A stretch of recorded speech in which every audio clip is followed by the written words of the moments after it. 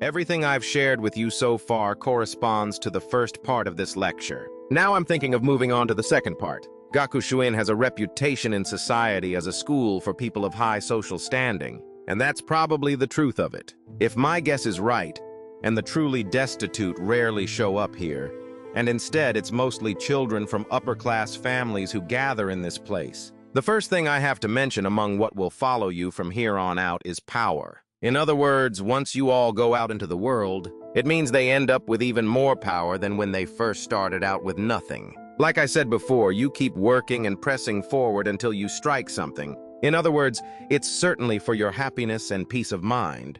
But the question is why it actually brings happiness and peace of mind. It's probably because your innate individuality has to bump up against something solid before it can truly find its footing. And as you settle in there and gradually work your way forward, your individuality just keeps growing and developing, I suppose.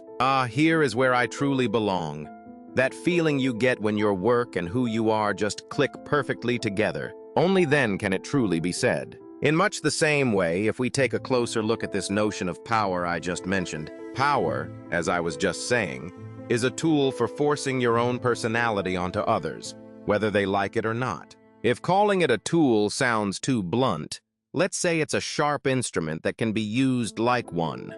And right after power comes money. This too is something you surely possess in far greater abundance than the poor. When you look at financial power through that same lens, you can see it as a way to expand one's individuality. It becomes an incredibly handy tool for leading others into temptation. So what it comes down to is this.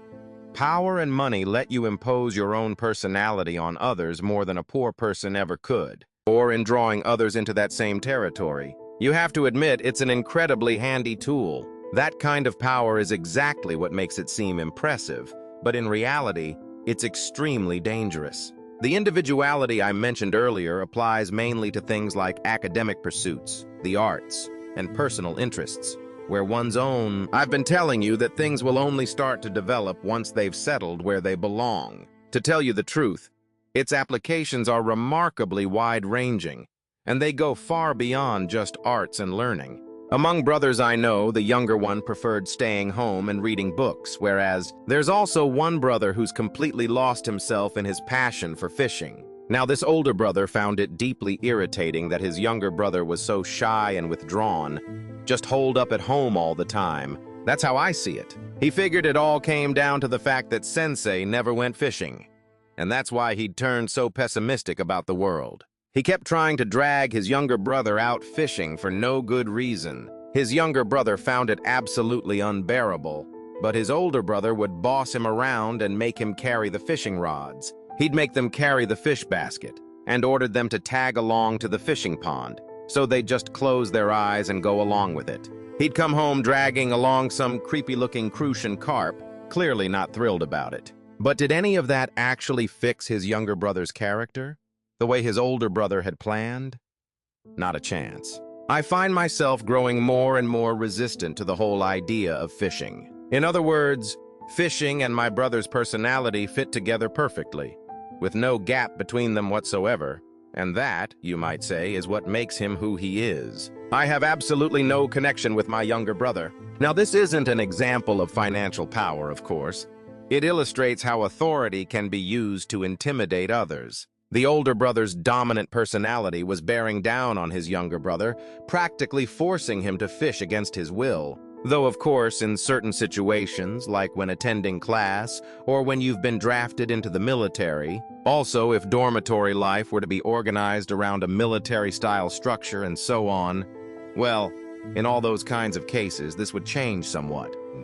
There's no escaping a heavy-handed approach. But what I'm mainly talking about is what happens when you go out into the world and stand on your own 2 feet, so I need you to listen with that in mind. So as I mentioned before, things I personally find good, things I enjoy, things that suit my nature, and if you're lucky enough to run into that, and you start developing your own individuality through it, you eventually reach a point where the distinction between self and other just fades away. Part of me wants to drag him into my world and make him one of us. When you have power, you end up with that strange dynamic I mentioned earlier. like a brotherhood of sorts. And when you have money, you can throw it around. He tries to mold others into someone just like himself. In other words, they use money as a tool of temptation, and through that power of temptation, they try to change others into someone they find agreeable. Either way, it's an extremely dangerous situation. That's why I've always thought about it this way. First of all, you need to plant yourself somewhere that actually lets your individuality grow and flourish. Until you find the work that truly fits you, keep pushing forward, because settling for anything less would mean a lifetime of unhappiness. But if society grants you the freedom to honor your own individuality to that degree, then you have to extend that same recognition to the individuality of others. It naturally follows that we should respect their inclinations. To me, it simply looks like the necessary and right thing to do. By nature, I tend to face to the right. I think it's rather unreasonable to say there's something wrong with him just because he happens to be facing left. But when it comes to something as complex as the question of good and evil, or right and wrong, built up from the most intricate combinations of elements, without a somewhat detailed anatomical analysis, I really can't say much about it. In cases where those kinds of problems don't come into play, or where they do but aren't much of a hassle,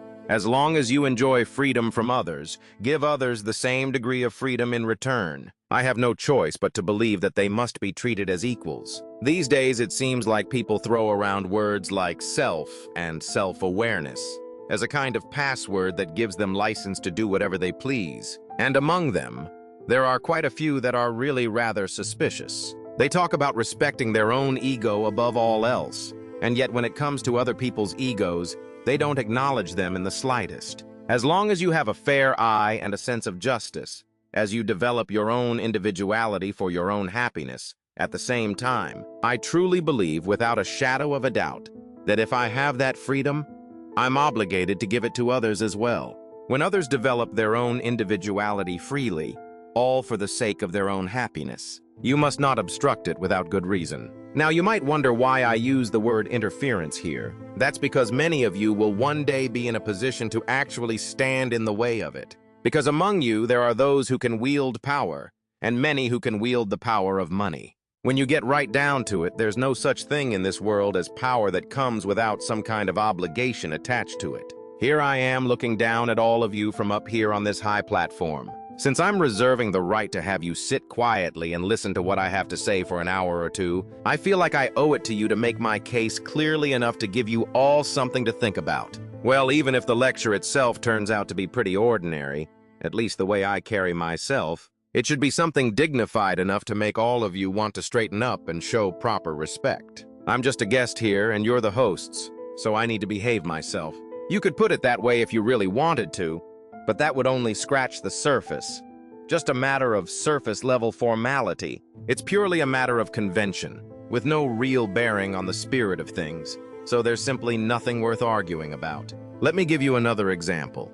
Every now and then, you probably get scolded by a teacher in class, right? But if there's a teacher out there who does nothing but scold, well, that teacher simply has no business being in a classroom. Instead of scolding you, he's bound to go out of his way to teach you properly. After all, a teacher who has the right to scold a student should also have the obligation to teach them. The teacher will make full use of the authority given to them to maintain discipline and keep order. But along with that right comes a duty you can't separate from it, and you have to see that duty through completely. There's no way I'd be able to see out my teaching career to the end. The same goes for financial power. The way I see it, wealthy men who have no sense of responsibility have no place in this world. To put it simply, here's why. Money is an incredibly handy thing, flexible enough to flow wherever you need it. For instance, say I made 100,000 yen on the market right here and now.